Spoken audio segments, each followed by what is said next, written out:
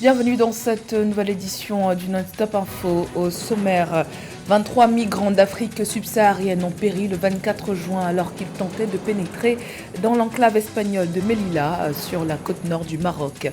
Au total, 2000 migrants ont tenté de traverser la frontière lors d'un passage en force meurtrier. La riposte violente du Maroc est questionnée. Le Royaume qui se défend et blâme notamment les réseaux de trafic d'êtres humains. Soutenir les jeunes entrepreneurs africains d'une des missions de la Banque africaine d'import-export. Mission qu'Afreximbank s'emploie à accomplir en leur facilitant notamment l'accès au financement, ce via le Fonds pour le développement des exportations en Afrique.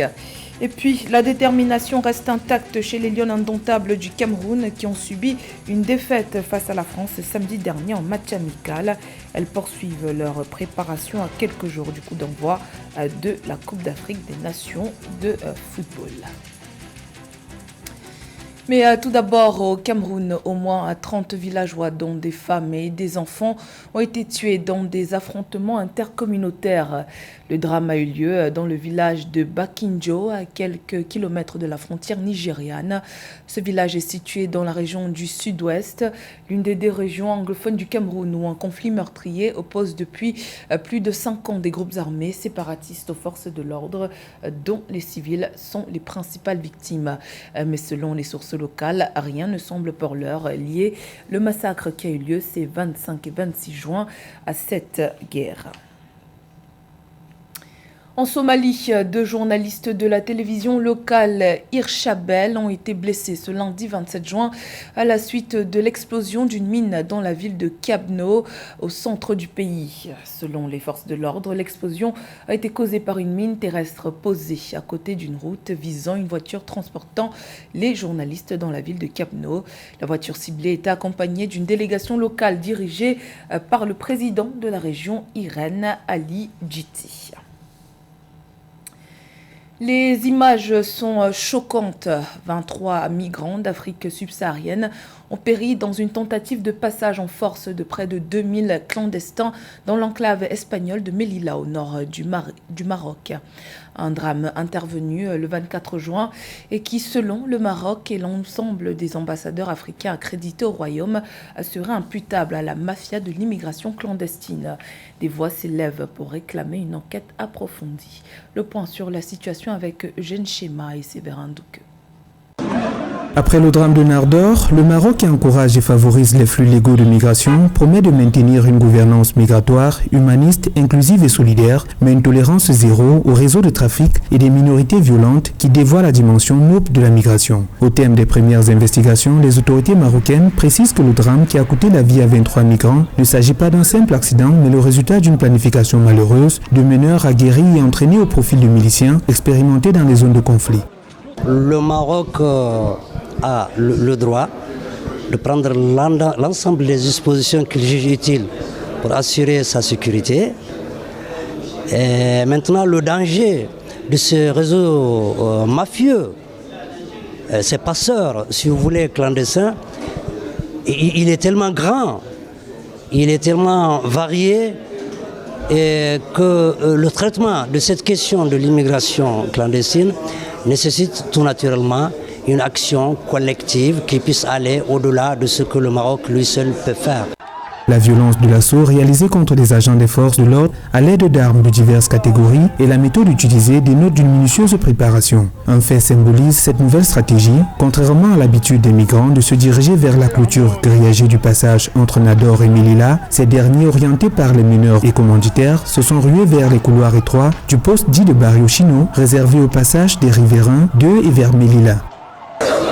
Tout le groupe africain dans son ensemble apprécie grandement les gestes de Sa Majesté le roi Mohamed VI en ce qui concerne l'encadrement des migrants ici au Maroc. L'Union africaine, l'Organisation internationale des migrations, le Haut-Commissariat des Nations unies pour les réfugiés et d'autres organisations internationales ont regretté cet accident au lourd bilan humain.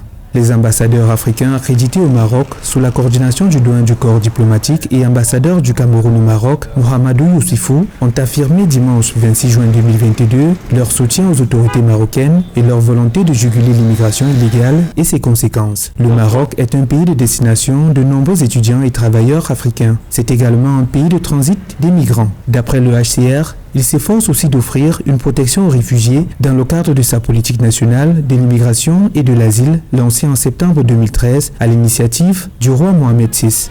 Une politique migratoire impulsée par le Maroc et reconnue par l'Union africaine qui avait désigné le roi Mohamed VI leader africain de la migration en vue d'améliorer la gouvernance des migrations en Afrique à l'occasion du pacte de Marrakech de 2018. Un défi à la dimension de cet enjeu pour l'Afrique.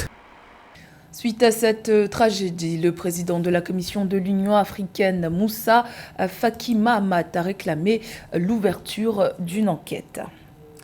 Retour sur le 26e sommet du Commonwealth qui s'est clôturé le 25 juin dernier à Kigali au Rwanda.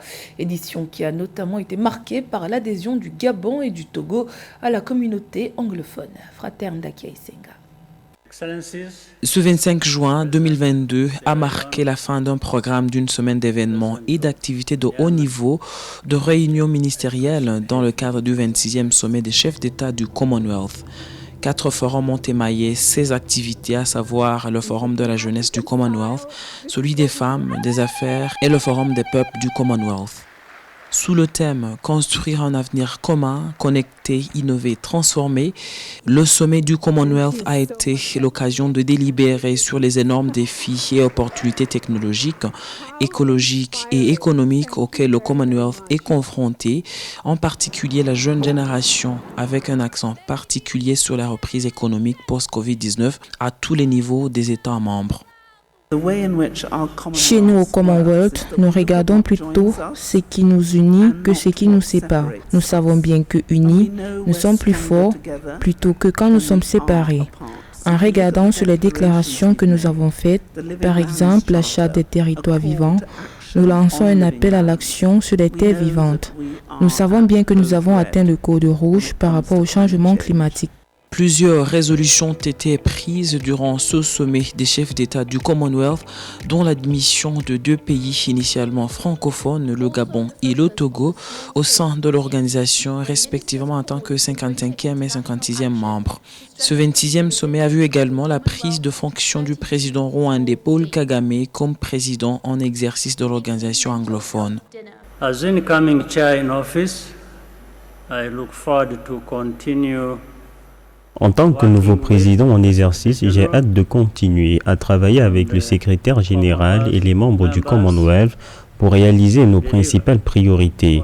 Nous sommes tous attachés aux valeurs du Commonwealth, cela ne fait aucun doute, mais il n'appartient pas à un groupe de définir et de mesurer qui s'y conforme. Un Commonwealth est diversifié et nous respectons cette diversité.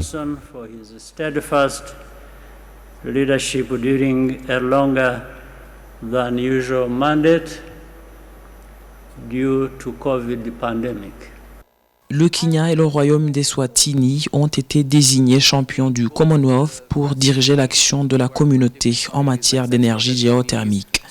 Le sommet a également vu la réélection de Patricia Scotland en tant que secrétaire générale du Commonwealth pour les 2 prochaines années. Le prochain sommet des chefs d'État du Commonwealth est prévu aux îles Samoa en 2024. L'émir du Qatar a effectué une visite officielle en Égypte pour la première fois en 7 ans. Visite qui symbolise la reprise des relations diplomatiques entre les 2 pays suite à des années de brouille. Les 2 pays entendent renforcer leur coopération sur le plan économique notamment. Les détails avec Samantha Sabiro. Après des années de brouille diplomatique, l'émir du Qatar, Cheikh Tamim Ben Hamad Al Thani, a effectué une visite officielle en Égypte du 24 au 25 juin 2022, visite au cours de laquelle il s'est entretenu avec le président égyptien Abdel Fattah al-Sisi. Il s'agit de la première visite depuis que les 2 pays ont convenu de reprendre leurs relations bilatérales en janvier 2021, après plus de 3 ans de rupture diplomatique. Cette visite d'abord signe le retour et la normalisation des relations entre les deux pays. L'Égypte est un pays phare. Il s'est beaucoup fâché, notamment pendant la révolution où la chaîne qatarienne avait pris position pour les frères musulmans. Au cours de la rencontre, les deux dirigeants ont discuté du renforcement des liens dans les domaines de l'énergie, de l'agriculture, ainsi que l'approfondissement de la coopération en matière d'échanges commerciaux et en particulier des afflux d'investissements du Qatar à destination de l'Égypte. C'est peut-être aussi une manière de normaliser pour apaiser des tensions fortes dans un contexte mondial grave avec la guerre en Ukraine et ses effets sur les monarchies du Golfe avec le renchérissement des matières premières en termes alimentaires surtout. Voilà, le contexte incite à la sagesse et à la pratique de la modération. Rompues durant 3 ans, les relations diplomatiques entre les deux pays n'ont repris qu'en janvier 2021 dans le cadre d'une réconciliation scellée entre le Qatar et 4 pays arabes. L'Égypte, l'Arabie Saoudite, les Émirats Arabes Unis et Bahreïn avaient mis fin en juin 2017 à leurs relations avec le Qatar, accusés notamment d'être trop proches de l'Iran et de soutenir les frères musulmans, des accusations niées par Doha. Exploiter le potentiel du continent et créer des opportunités sur le terrain. Un des leitmotifs d'Afreximbank, un acteur clé dans le domaine du financement du commerce. L'institution intervient notamment dans le renforcement des investissements en faveur des PME et des startups. Pour ce faire, elle agit entre autres à travers le Fonds pour le développement des exportations en Afrique. Roberto Bokpe. Le FEDA, le Fonds pour le développement des exportations en Afrique, créé en tant que filiale de la Banque africaine d'import-export en février 2019, est chargé de mettre en œuvre le programme d'investissement en fonds propres de la banque en fournissant des capitaux de croissance aux entreprises axées sur l'exportation dans un large éventail de secteurs. Dans sa stratégie de croissance, le volet jeune n'est pas négligé. Les venture capitalistes, donc là c'est les institutionnels qui viennent quand le business a déjà démarré, a déjà fait quelques preuves mais qui viennent assez tôt.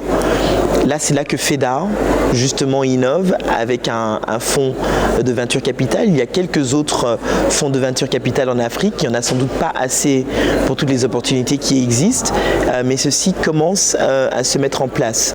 Le FEDA a été créé par la banque Afreximbank pour faciliter les flux d'investissements directs étrangers dans les secteurs du commerce et de l'exportation en Afrique, ainsi que pour combler le déficit de financement par capitaux propres qui s'élève à 110 milliards de dollars par an dans les secteurs liés aux exportations. Un modèle économique pas très à la mesure des startups, ce qui ne lui empêche pas pour autant leur prise en compte.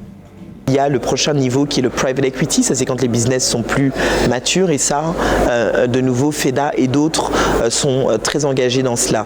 Donc vous voyez que ce qui manque aujourd'hui, c'est les amis, la famille, les business angels, même si on en voit de plus en plus. La jeunesse doit se focaliser sur des business qui sont très viables, des business plans qui sont très très viables.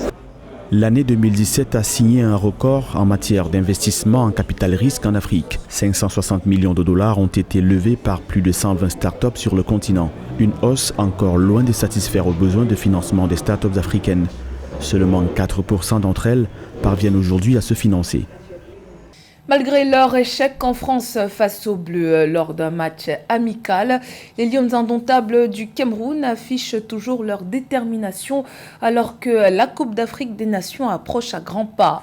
L'heure est au dernier réglage avant le coup d'envoi de la compétition au Maroc le 2 juillet prochain. José Douglas.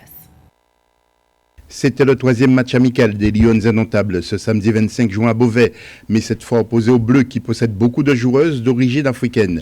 Elles ont montré du cœur mais ont encaissé 4 buts avec Melvin Mallard à la 31e minute de jeu, puis Greg Bock à la 38e et Oulemata Sarr à la 58e et 63e minute. L'expulsion dans les arrêts de jeu d'Awa Sissoko pour la France, mais le Maroc reste la priorité des Lions. On est là pour préparer notre CAN, donc le reste nous porte peu. On travaille bien, beaucoup de concentration, de sérénité. On espère que ça va aller. Bien sûr que nous sommes attendus et nous allons répondre présent parce que nous sommes très concentrés pour cette CAN et nous avons des objectifs à atteindre.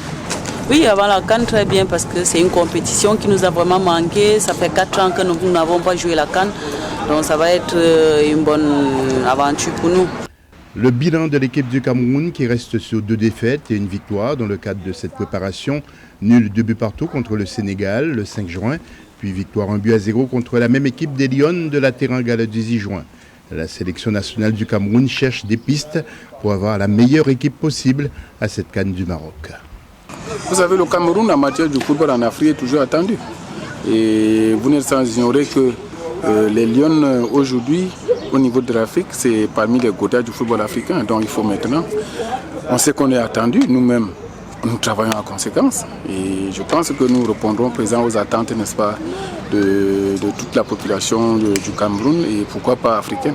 Plusieurs joueuses ont été testées au cours de ces rencontres et le Cameroun entrera dans le dur à partir de ce samedi 3 juillet contre la Zambie, puis le 6 juillet face au Togo et le 9 juillet, l'adversaire sera la Tunisie dans le cadre de la CAN, la Coupe d'Afrique des Nations.